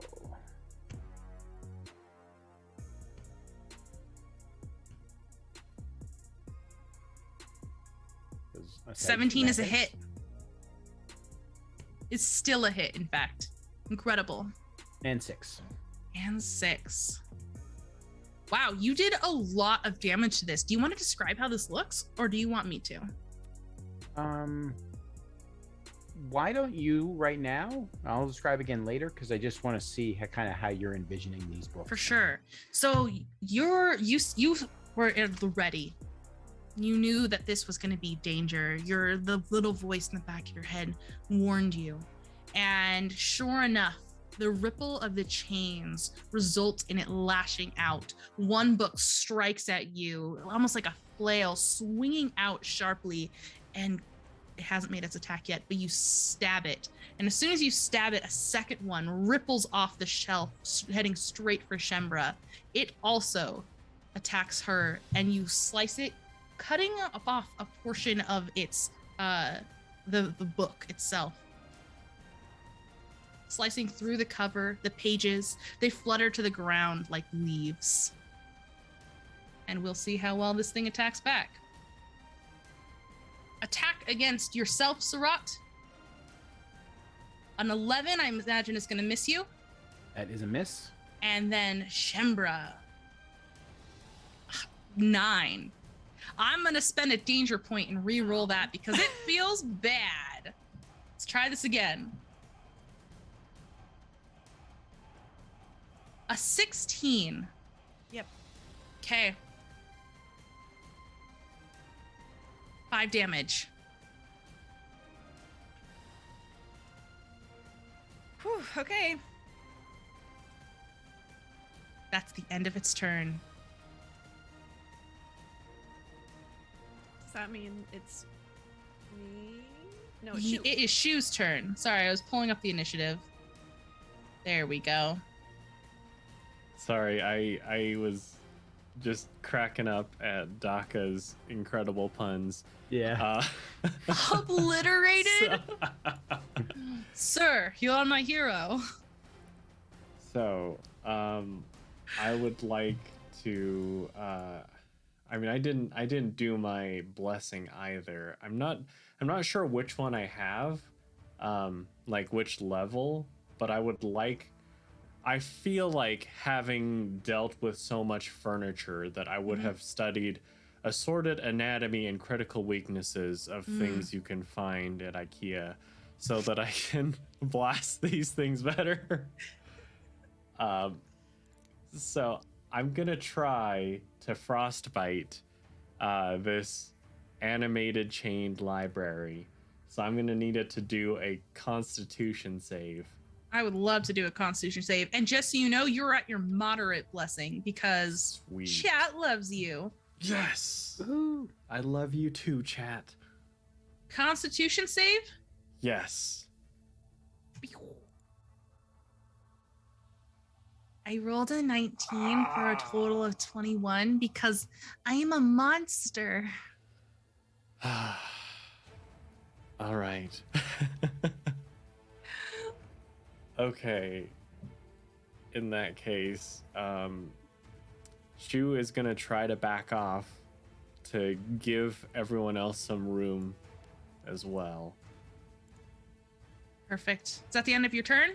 Yes. Am I getting smacked? Am I getting Opportunity I smack. forgot that in D&D you always have op attacks, huh?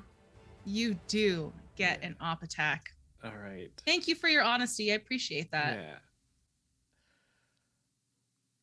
And in return, I will roll a 3. You are safe. How do you Yes. dodge this? Because it Yes. definitely takes a swipe. How are you so cool that it misses? No, Shu doesn't dodge things cool. He fires off, it doesn't work, and then like he's like a little scared, and as he's moving back, the book probably launches out at him.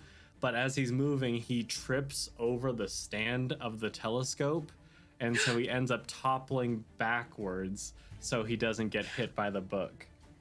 Incredible. Okay. And that's it for Shembra, Shu. you probably feel a lot of rage from being smacked. This thing smacked you in the face. You taste blood. You feel a lump on your face. How do you feel about that? She backs up at the same time as Shu does, hoping that him skittering away will distract it enough for it to not smack her. And she will also... I'm trying to not be in melee range of it, so I guess do I need to come like here, or because I know you said it's along the back wall. I don't know exactly where you are imagining. Yeah, that works. Okay. I want to make a ranged attack without disadvantage, so I just want to Okay. be positioned accordingly. So Sounds good. I step after Shu has been pommeled a little bit. Actually, I'm just gonna go ahead and step all the way back here. And my eyes are glowing. I'm stomping out of this room with just like every part of me seeming to be aflame. And I turn around and I say, "Shu, get down!" And I produce flame and throw this little flame ball at this bookshelf. And Fetal position. hopefully, I will hit. This whole setup will be a lot less cool. If I miss, how about an 18? An 18 will hit. Yes. Okay. I fling this fireball at it for 1d8 fire damage. So maybe not a lot, but Do I have to make a save too?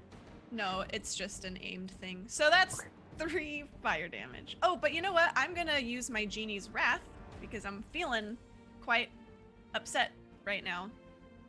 And that Chimera? lets me deal... Oh my gosh, I have too many things open. I can deal additional damage to the target. Where are you? Where are you? Where are you?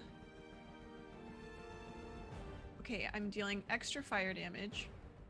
You can deal extra equal to my proficiency bonus. Okay. Which right now I think is 2. Yes. Sorry, that was me all thinking through that out loud. I add another 2 fire damage to that, so it is 5 total. Okay, It's been 2 weeks. I couldn't remember all the things. it's fine. What would you what does this look like when it hits it? It doesn't have any particular weakness to fire, so Okay. it doesn't like ignite in flame or anything. But feel free to describe your attack and the damage it takes. Well, she ignites this in her hand, yells at Shu to duck, and then just hurls it Mario style right at the specific book that like bopped her in the face. And she says, "You will burn for this." The book burns away into ash, leaving the chain flailing free. And we are back to Surat. Surat, you are up in this thing's face. Yes. I can't remember in 5th edition swapping a weapon. Is that an action? Is that a free thing? I'm going to say it's a bonus action. Okay, that's what I thought. So, never mind for right now. I'm going to take my usual 2 attacks. I'll start with the rapier. Is it flailing books out right now, or are they? It looks like it's in it about at the to. moment? You see that ripple across the chains again, as if it's calibrating exactly who it's going to go after. Okay. So I'm gonna target. I guess when the flame struck it, does it seem like since Shembra hit it with more of a all over kind of thing? Mm-hmm. Does it seem more bothered when the wood is hit or when the books are hit, or it doesn't seem to make a difference? Did not seem to make a difference at all. Okay. In that case, I am going to target the books. I'm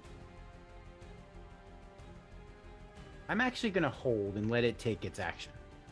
Okay.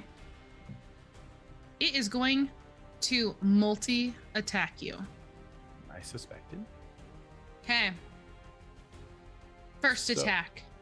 When I see them coming out, I would like to interrupt it and take my action. Absolutely. So my first attack, I'm just going to strike the book that's coming out Mm-hmm. with my rapier, like I did before. Catch it in a slash and try and rip the cover off, if possible. Oh, it's a hard 21. hit.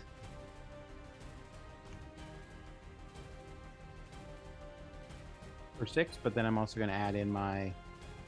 Oh, no, I can't do my sneak attack because nobody's next to it anymore, right? Nope. No. Yep. And then the second one that's coming out, or actually the one that's I just hit, I'm going to use my short sword and Mhm. try and catch the chain and slam it into the wood to hold it there. Absolutely. To hopefully cut down on one of its Attacks. possible actions. Yeah. Mm-hmm. Yes. I'm gonna say that works. You got a 24. Nice. And 5, and it's okay if the damage doesn't do it, but I'm going to slam the short sword in between the chains into the bottom of the bookcase area, like with the desk, and Mhm. hold that chain there so as to keep it pinned down. It's pinned. It like swings wildly with one chain, missing you, and then you're holding down the chain of the other book that is thrashing against your blade, trying to free itself. Instead of an attack, I'm going to roll to see if it can escape. Great. But that will negate one of these attacks here. Um, You should keep to your shelf, bookman. It fails miserably. That's its turn. Let's rotate ourselves back around. Shu, you are up. All right. Can I? Okay, so for my hero point usage, I can spend 3 destiny points to learn a weakness about the last person who injured me. Can I use it against a bookshelf? Absolutely. Okay, I would like to spend 3 destiny points to do so. Okay. So you're looking at this and your mind is churning back from the times that you were at Frick, your Forgotten Realms Community College. And you'll remember just not even necessarily a research book, but a novel that talked about these animated chain libraries. And you know that they are immune to poison and psychic damage. That just stood out to you, but they don't have any particular weakness. All right. In that case, I'm firing it off again. I needed to do a con save. I'm putting so much into this. I feel like maybe if there are any chains that are still out, I want to be targeting like the chain to make it more brittle in case Surat's gonna try to chop them. I rolled a 6, which is so low, but I'm going to roll one more time. I'm going to spend Alright. two danger points. Give myself another shot. There's no bonus to this roll. It's just whatever it is flat. I rolled a 5. You've got this. Yes. It was meant to be. Yes. All right. With analyzing ways to destroy furniture, I get a +4 to this, so that will be 7 damage. You guys are demolishing this thing. Whew, whew. just trying to fire off the spray, making that the links in the chain more brittle, more fragile, so that they'll be easier to break if Surat decides to. I'm gonna need you to roll. I'm gonna spend 2 more danger points. I want you to roll me a percentile. The book that you guys need is still sitting on this, and you guys are potentially damaging the hell out of it. All right. All right, you're safe for 73. now. All right. Is that your turn, good sir? Yes, it is. Shembra, you are up. Okay. I did look at the book already though, and it was L. Is that the letter? Mm-hmm. Okay. All right. Shembra will. She'll just go for an Eldritch Blast, I think. Yeah. So she kind of the flame goes out of her hand, and then her fists sort of become wreathed in flame, and instead of like throwing something, she like punches the air, and this like force, this force, literally it's force damage. This force goes across the room.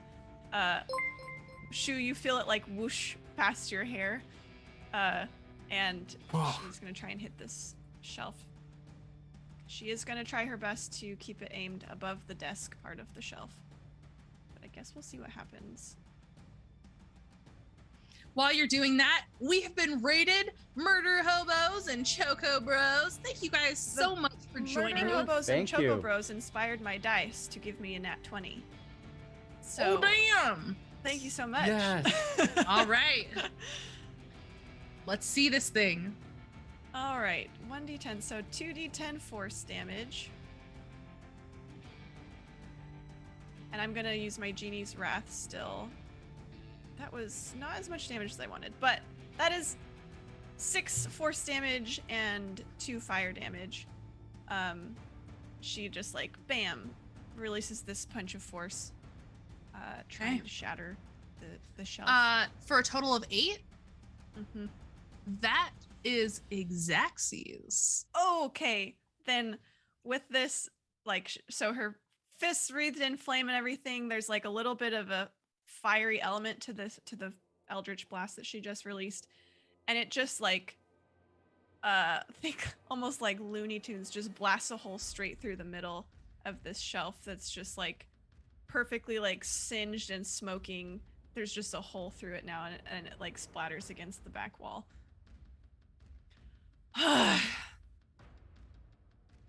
Right. Let's grab that book.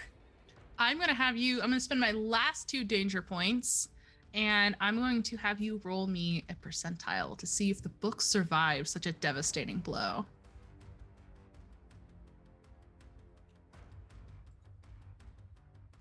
I got 57. Oh, you're so lucky. All right, yeah.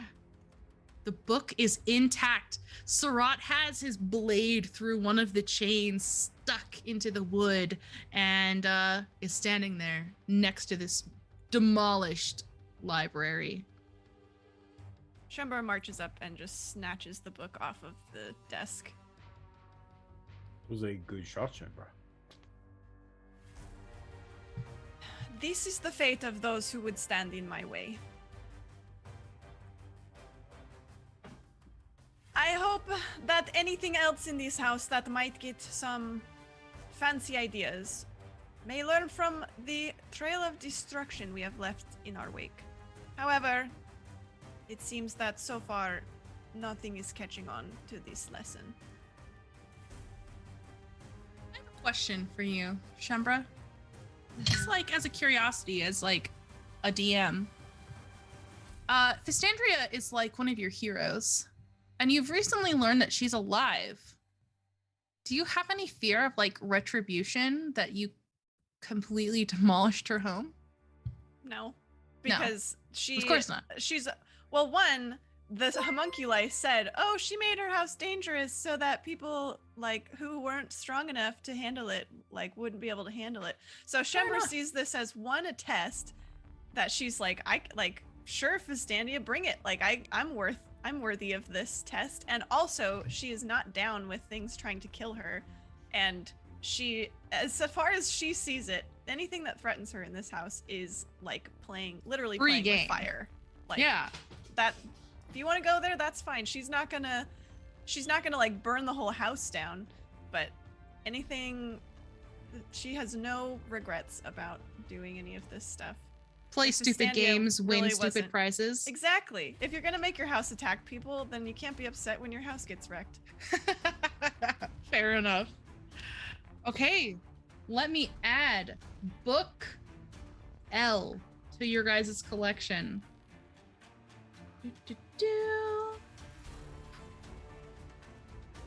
Here. I will change the permissions so that you guys control it. You guys should have the ability to control all of these tokens, and you can start like rearranging them, seeing if you can figure out what the word is if you do so desire. Got it. We are still, are we out of initiative? You are out of initiative. I will change you back to more chill music. I will end your encounter.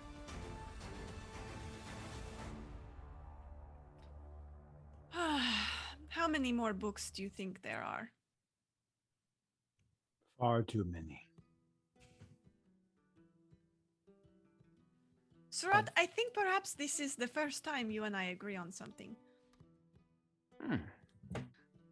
I know it was like 5 weeks ago, 3 weeks ago, something like that, but you know that there's 7 books.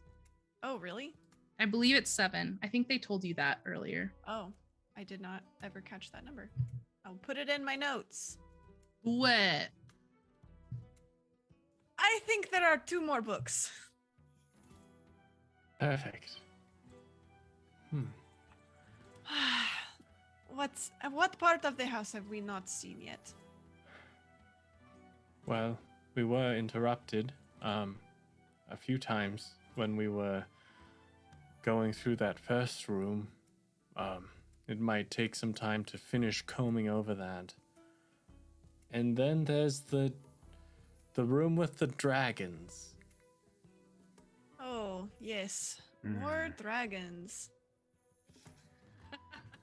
But you can handle dragons. We just saw, so we should be fine. Shoo, I am not afraid of these dragons. I am merely approaching my limit of the patience I have allotted for today. That's fair. All right. There might be a basement. I suppose it's possible there are more secret doors like this one that we have not yet discovered. And we did not see the back of the kitchen. Perhaps we check the kitchen last so that we do not have to hear the blah blah blah blah of those homunculi. Oh, you're so mean, Shembra. Why do you not like our food? Oh my goodness, you are so rude. Let us help you. We will give you useless information. You know. All right. And the dragons. We know they are pranky. So But we should- they, perhaps, now they may know we know the golden dragon. Perhaps. The golden dragon did seem to like you. There is no accounting for taste. For the first time, Shembra actually gives like a kind of a smirk, like she is actually joking this time. I think that that was not very nice. Surat, But it then- is called a joke. Oh, I'm sorry. I had not seen you do that before. A little voice pipes up from You're around growing the closer. corner where Kuman is peeking around. Her kinds of jokes are just mean things said in a funny voice so that she can get away with anything. Oh, look, are you here to give us more immensely helpful information? Or are you just here to spy and eavesdrop? Coriander pops around the edge and like takes his doughy little belly and makes it into like a mouth and goes, "Are you gonna be here to be helpful? That's you." I produce flame and I throw it like Oh, hey, toward That's them. I am not aiming for them. I'm not It's actually scatter. trying to hit them. Yeah. They scatter. That's all I want. I will not stoop to the level of actually killing these homunculi. Don't worry. That is a line that Shembra will not cross, at least today. But yeah. It is time for us to go check another room. Yes. Let us do that. Where are you guys headed? So we have checked all of downstairs, or we haven't? Except for the fairy dragon garden. You I got guess. interrupted. Yeah, that's the only place. You got interrupted, as Shu said, in your study. You have not right. checked out M9, and otherwise, the only other thing that you had was you saw that there was a live, like the what's it attic. called? An attic. Yes, thank you. Yeah, Thank you for understanding okay. what I meant just by me doing this Yeah. over and over again Well, and staring up. Growing up, I ceiling. had A one semi-truck. such hatch in my Yes, house. So exactly. yes, Thank very you. much. Okay, we are up here already. Perhaps we check the attic. Then we do not have to run up and down the stairs as Shu did earlier. Such a waste of energy. There you go. I will before I pull it open, or I'll pull it down slightly and listen. Is there anything here noticeable? Nothing. Nothing. It's nice and quiet. Super quiet. This is not good. I will pull it down all the way and then start to move up. As you get towards the top of this hybrid of a staircase and a ladder, you are overcome with the need to sneeze because there is a thick layer of dust that just covers everything. It is dark. It is merely rafters. Give me a perception check. Perception? Yeah. Oh, I thought I was going to make Constitution and not sneeze, which I happen to be proficient in when it comes to sneezing. Would you like to make I took that ability. No, I do not. nice. Would you like to spend a destiny point to resist sneezing? 15. 15. You see a little bit of light coming from where you estimate the secret room was. You think maybe you could have broken through the ceiling there. Otherwise, there's nothing. It looks like the ceiling in the room we were in with the shelf maybe is broken or weak. So we should go down, I think. All right. Oh, before we leave this room, well, I guess we have left the room, but I did forget to say I wanted to check the chained up bookshelf or the chained up books on the shelf to see if there was anything that struck me as like especially rare or valuable. Oh, Sorry to Tori. retcon. Am I about to start You're- another battle? No, Okay. it was just that I was secretly having you guys roll that percentile to ruin the fancy book, not the Oh. L book, because you guys know what the letter is. And so yeah, you're getting a book that was on the shelf. Love it. You have one of the books has broken free of its chain and is laying there, and it is entitled Martial Attack Techniques, and it is a +1 magical weapon, and you can use it as a flail. A book that chat was just talking about a magical were. I know, I was book freaking weapon. out the whole time. And here it is. Martial attack techniques. Tom Brader's in the chat. Hey, Plus hey. one, +1 maul. is what it is basically. A flail. A plus flail, one flail. flail. Wow. So is the chain still attached to it? Yeah, so you can. Oh So you can- my gosh, that's so cool. And does that how count- interesting. Do we have to be proficient? Is it a martial weapon? Is it simple? Does it not What matter? is a up here? flail? I I'm think looking a it flail. up right now. Thank I think you. flails Tori. are martial weapons. Martial but- melee weapon. So I don't think I am proficient. Actually, I might be. I'm not sure. Shu, do you know if you are proficient in martial I'm- weapons? Definitely not proficient in that. I think that just leaves Surat then. I have been practicing, but I should be proficient very soon as I practice some more. Well, perhaps you can keep this one. And if you do not wish to swing it about, we have a new ticket into Candlekeep. Yes. Should we ever have to return to this wretched library where everyone is so rude? Now we do not have to con some poor woman outside to go in at the same time as us. I will tie the chain around my sash or slip my sash. No, I just tie the chain around my sash so I can take it off again. Now I look like a monk. All right, down the stairs we go. I'm collecting all of your guys' tokens, and I'll just move you in a bunch. Oh, If sorry. that's okay. No, you're Yeah, I'll fine. move myself back. Shimbra's running away. You can't catch me. Do you want to be in the hall? Does that work where I've placed you? Sure. Shimbra wants to go back to that study where she was interrupted and finish looking around. Now that she has a better idea of what they are looking for. Perfection. Searching this study is actually going to take quite some time. Have you guys short rested for today?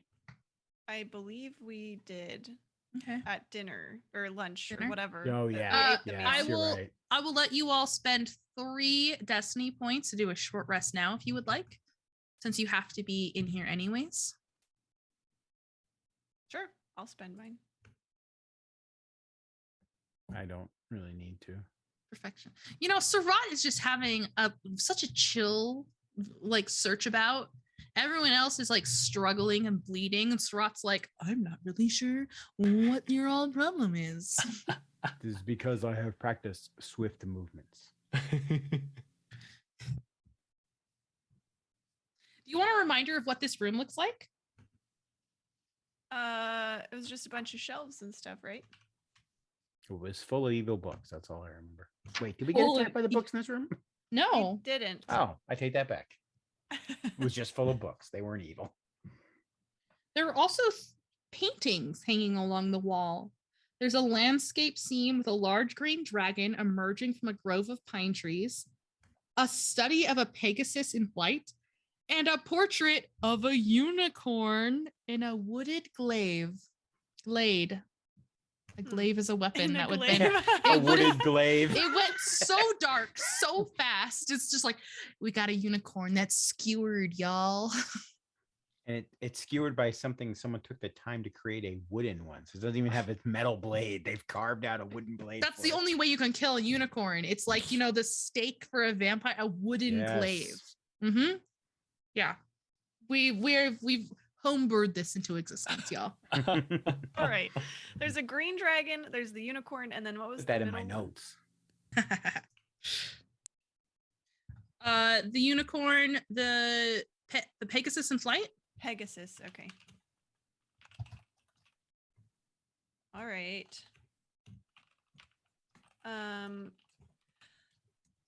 You know, perhaps I can look through these books and you two could speak with the fairy dragons.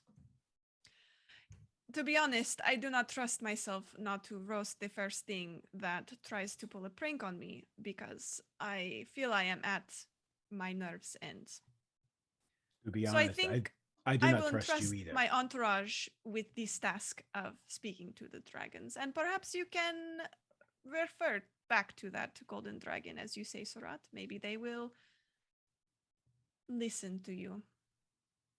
Shu and I, being your traveling companions, will go and speak to the dragon while you look at the books. I knew I had chosen a good entourage. Very Not capable. the entourage. Best traveling of luck. companions. Goodbye. She shoos him out the door and shuts the door as you're saying, not your entourage. So Sarat is going by himself? No, Shu is coming. I'll she's go coming. with Oh, Sarat. she was going with. Okay. And you guys are gonna go check out where the fairy dragons are. Yes. So you guys are heading down the hall. You've been in this room for a bit. Shu, do you know anything about dragons? Do I know anything about these? Roll me a knowledge arcana. Because all I learned about dragons, I learned half an hour ago when we met the gold dragon. Oh, that'll be an 18 with the affirmation. Incredible. So you know that fairy dragons love to pull pranks. They are little tiny dragons, literally of the tiny size, that have big fairy wings. So pretty, so cute. They do have a breath weapon. They have an invisibility tactic, so they will zing and hit you and then move along. They are pretty resistant to magic, and they have a limited telepathy ability. Oh, okay. So they're adorable if you can see them. I'm gonna be useless against them. But you could probably put one in your hand. Before they get quite all the way down the hall, Shembra will crack the door and say, just scream loudly or something if you need me to explode anything. All right. I'm saying that to Surat because I think they will know the right time to come get me. Shu, you did not succeed last time you were assigned this thing. So I will wait for Surat to cry out if you need my assistance. They are as big as our hand. We should be fine. I have no doubt in my mind, she says very dryly as she shuts the door again. We will open the door. You And, open the step out. door. Shu, you're behind Sarat. Yes. And you hear crying from the dining room. Kumin is crying to Coriander, saying that she wished that she was hoping you guys weren't going to kill the fairy dragons. That they said they were going to try not to kill the fairy dragons. But Sarat's already walking boldly in. You hear a high-pitched whine from this room that's filled with plants. We're going to flash back over to Shembra. While they're doing this, Shembra, you're running your fingers along the spines of these No, books. I am not. I am not touching You any are. books. Trust me. Okay. I don't trust you anymore. I don't trust this house. Nothing in it. But yes, fine. As you touch one, you feel a little click, a little shudder. You pull on it, and the whole bookshelf shifts, revealing a secret passageway behind the shelving. And that is where we're going to close our book for tonight. Ooh, The I see what you high-pitched did there. Yeah. I see literally no way this could possibly go wrong. None. The party is split. We've got some people investigating dragons. Shembra has just found a secret passageway. Behind it, stairs lead down, down, down into the dark. And Shu's ears are filled with the sounds of sobs. Definitely not an ominous way to end this. Thank you all for joining us on this little journey. We super enjoy having you. I would like to go back through our guests one more time. Our cast one more time and let them plug themselves, let you know where to find them. Matt, would you like to go first? Yes, I would love to. You can find me on Improv and D&D on Twitter, on YouTube, and also tomorrow as Pjolb, as we go into hopefully not our deaths, but I mean, fingers crossed. We'll see. It's going to be a very, very deadly job tomorrow. So tune in, throw around those villain points, throw around those hero points. We have a special guest that Matt has introduced us to. Very excited to play with them. And let's go to Tori. Tori, where can people find you? Right here at Level 1 Geek. That's pretty much it. Well, actually, my little plug for today is not this Wednesday, but the following Wednesday. We will be playing Monster Hearts in honor of Valentine's Day, and also Great it's game. a cool game. So we're gonna play that. I believe we are going to have M and Chase playing, and Toby and Felicia. So we will have real world couples playing a very dramatic Angsty love game. Yes, it'll be great time. So come back, not this Wednesday, but the one after. I will be running that session. There's my little plug. Tori is our official handler of words, because I like to put words on a page, but they are not always grammatically correct. And she helps fix everything that we write. And she writes like all of the articles for our website, which you should definitely check out. It helped. We have stuff for advice for new DMs, new players, general advice for people at the table. Matt is collabing with us, and we're going to have some videos released soon. It's very cool. And last but certainly not least, Ian, where can people find you? Find me here and on Twitter, BudFan, and other places eventually. Yeah. Definitely watch Monstars, though. It's a great game. I haven't played it yet. I'm so excited. If you want to see more of this face, you can find me here on this channel. I'm here on Monday nights. I'm here on some Tuesday nights. I'm here on some Wednesday nights. But you can also find me on Sundays. I am playing with Weave the Tail. I'm playing Hanklin Foxhound. He's a good boy. Playing in Pugmire. I am also playing this Wednesday over on VCG. We're gonna play the new Power Rangers game. I haven't watched Power Rangers since I was a child, and I'm gonna go catch up and bring some Black Ranger to the table. I'm very excited. Besides that, I'm also guesting later this month. We're gonna play Death in Space again. So if you like my very angsty space robot, I'm playing over there, playing that character once again. I can't believe Doug keeps inviting me back, because it's like Eeyore on stream. Creepy Eeyore. But that is us. Thank you so much for joining us on this journey. If you would like to support our channel, please follow, subscribe. You know, all the platforms feed the algorithm. You can also show your support by purchasing dice and accessories from our affiliate partners, especially Dice Envy. They have upped their subscription with us, or their affiliate partnership, and they have such pretty dice. I need them in my life. They're gorgeous. If you can find links as well as Patreon, the discounts below. If it's not there, I am sorry for being a liar, and I will fix it this week. If you're doing one of all those things, thank you so much. Your support means the world to us. It allows us to keep making these games, keep doing this stuff. Now, please go take a long rest. Do not insult dragons, for they are not always as kind as the one they ran into today. And you taste wonderful, crispy, and covered in ketchup. Drink plenty of water, and we will catch you all next time. Bye.